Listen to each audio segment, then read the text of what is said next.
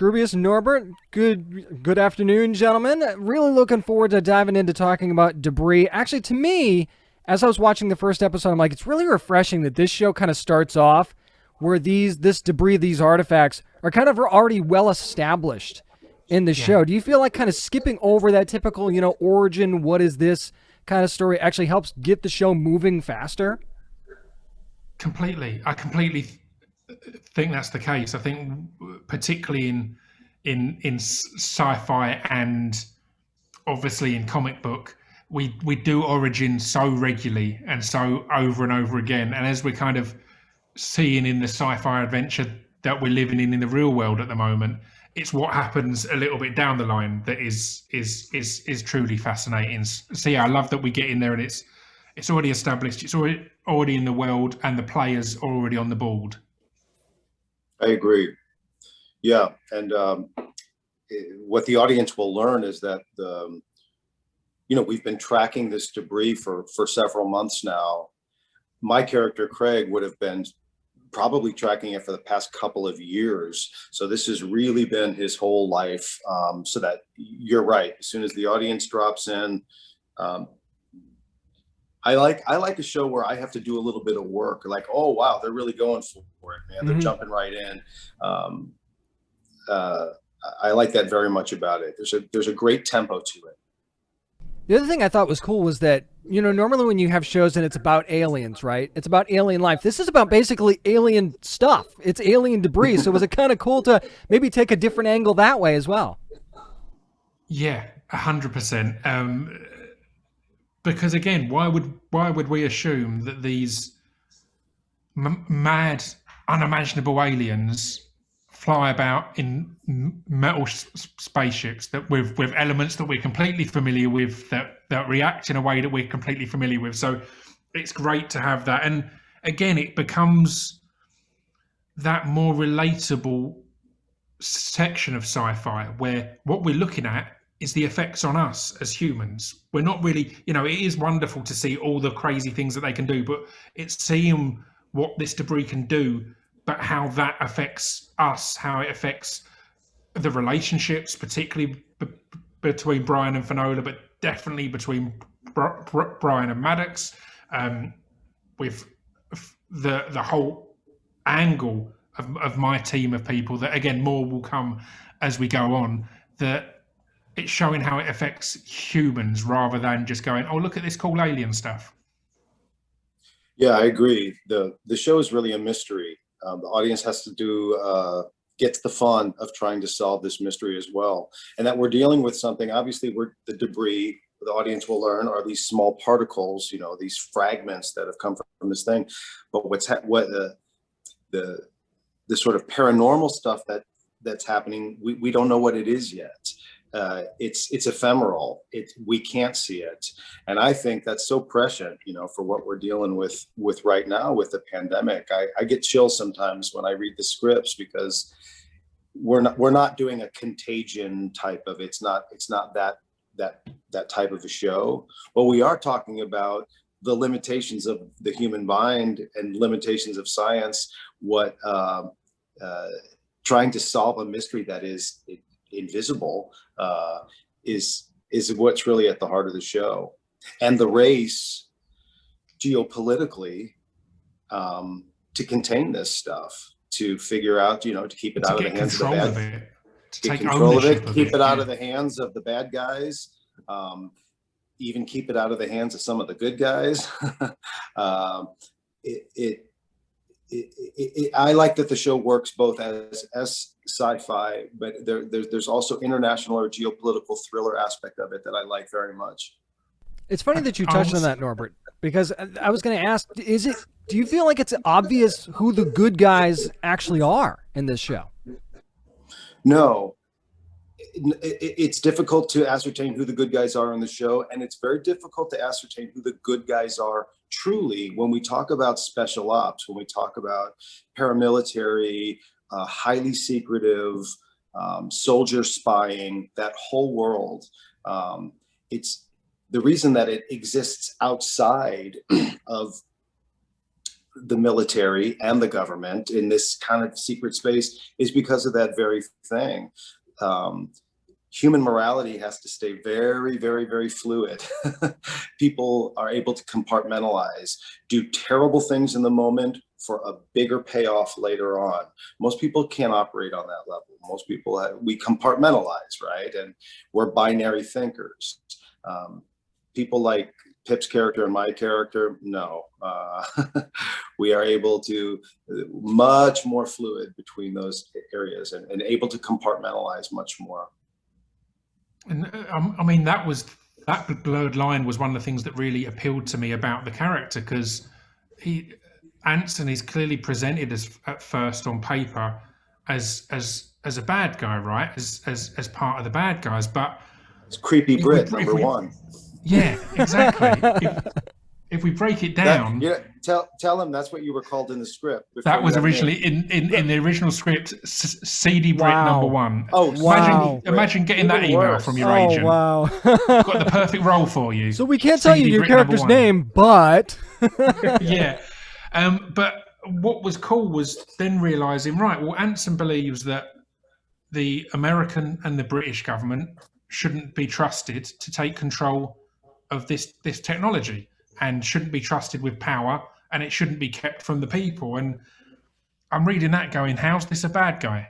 How's this not a good guy? Because again, I genuinely, in the real world, believe that. We've got so many documentaries that show how mismanaged power has been when put in the hands of governments, and particularly in espionage type areas of the government where it's all secretive and under lock of keys. So yeah, instantly I was like, well, I think he's the good guy, and I'm hoping that a lot of the audience will start to come over to his side. I think you're going to be sorely disappointed, Pip. I think you're going to be sorely disappointed. Oh, the rivalry is fresh on this one. I love it. I love it. So, my favorite thing I got to shoot were on episode 9, but the scenes that I've gotten to do with Pip have been definitely my favorite, because I very much like that, you know, in a binary, you know, good guy, bad guy world, it would be very, very clear and pat, and but because of the nature of the show, because of human nature, Pip is right. Through a different lens, you are able to see these guys in a much more complicated light. Well, both of them truly believe that they're doing what's right. It's the sole motivation for what they're doing. And as you've said, like Craig, as an example, is having to make some really tough choices on family life, on friends, on relationships. But it's because he truly believes what he's doing is right. And similar with Anson, there's almost a disposableness which is trained into soldiers and special ops people. And that's because to have that disposableness, you need to believe in your cause. So it's great when they come to head. Yeah. It's really great. We get to have this sort of this little. Our characters in our scene together, we really pose like an existential question, you know, to the viewer. You know, what. Do people act finally in self-interest or altruistically? Do you know what really is at, you know, what's at the heart?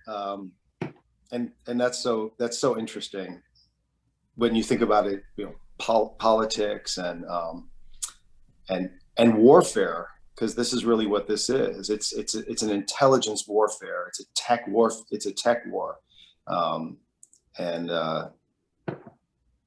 I think it's fantastic that on a network show, you know, and an entertainment that, you know, and the show is going to be extremely entertaining. But I like that in Joel's work, he makes room for bigger questions. If the viewer cares to think about them, they're there, you know. Digging deep. I love it. Actually, as I was watching the show, I'm seeing the effects that this debris can actually have on the different characters. Were you guys kind of surprised as you were going through each episode what effects this debris actually had on people, what this stuff could do, and maybe does that kind of bring out more of these character moments in the show? 100%. The excitement and mystery of what the effects are going to be is one of the things that had me excited to get each new script, and I think it's one of the things that will have people excited to watch each new episode, because there is a case of the week kind of side to our journey here. So, and it's kind of, the possibilities are endless. That's kind of the beauty of it, is we get that excitement of what is the next piece going to do. So yeah, I love that, and I love seeing the effects it has on the individuals and on the relationships of the individuals. Like, because again, particularly when everyone involved is in some kind of area of espionage here, how much is between Craig and Brian and kept from Finola? How much is between Brian and Finola and kept from Craig? How much does Anson know that none of them know about? And yeah, it's this constant tug of war there. Yeah, with each episode, we find out the depth of the power of this matter, and of course, the more we learn, the higher the stakes get in controlling it, possessing it, and beating our enemies. So as the audience is learning, oh my God, you know, wormholes opening up, cloning happening. We haven't even scraped the surface of how powerful this stuff is, right? And I like that with each lesson we learn. Emotionally, we dig down deeper in our quest to figure it out. Yeah, there's a lot of bad players in the world. I'm looking at you. See, he could have been pointing at me though, and now I'm paranoid, and that's just from watching 100%. The shows. No, I'm gonna go with the guy that has a beard bigger than my first New York City apartment. So let's talk about the good guys for a second, or I should say good guys in air quotes. Let's say good guys. So how shaky is this relationship between the two agencies, Norbert? And maybe, Scroobius, does your character, can you kind of play these two against each other a little bit?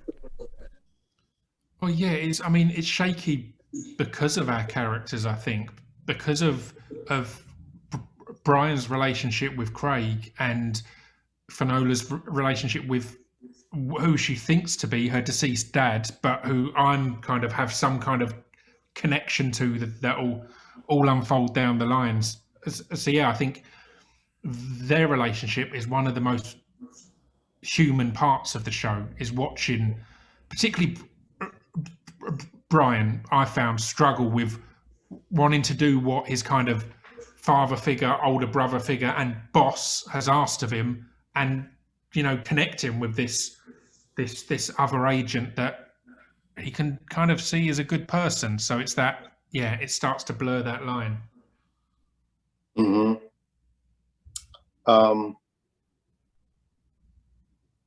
Yeah, again, I find in the more we learn about the characters, and the more I sort of have sort of checked out different CIA narratives, whether paramilitary or special ops or whatever. The thing I find the most fascinating, and the show does a really good job of this, is how guys who work in fields like my character would, who, one book refers to guys like Brian and Craig as warrior spies. This idea that they, as fearless and exemplary as they are as soldiers, just courage, fitness, just mental strength, all of those soldier qualities, the strategical scientific quality is also there. These are guys who would be really proficient in really complicated tech, multilinguists, right? My character would have several languages. We're talking about really big brains, right? And almost to the point where I sit here going, how is anybody ever going to believe I'm this smart? But what I do find that I like to play is this idea that as human beings, what they're trying to do is compartmentalize everything in their mind to keep the wife and the kid separate from the international bad guy, separate from the lab work that I'm doing. This idea that a person can be made up of different things. And in my character, you know, that really starts to take a toll on this guy. People are people, you know, at the base of it. I really like that about the show, for the strangeness and you know, epicness of the mystery that we're trying to solve. Joel has done a really good job of creating individual, you know, real human beings. So as the season goes on, you see my character struggle with that, with continuing to compartmentalize. You know, his wife is not in this field. His son is not in this field. And watching Craig balance those two lives is really interesting and very moving, I think. And you guys will find out March 1st. That's a Monday. That's when the series premiere of Debris happens. You guys, I can't wait for you guys to see it. Scroobius Pip. It's Norbert Leo Butz. Thank you so much for joining me, gentlemen. Thank you, Thanks, man. sir.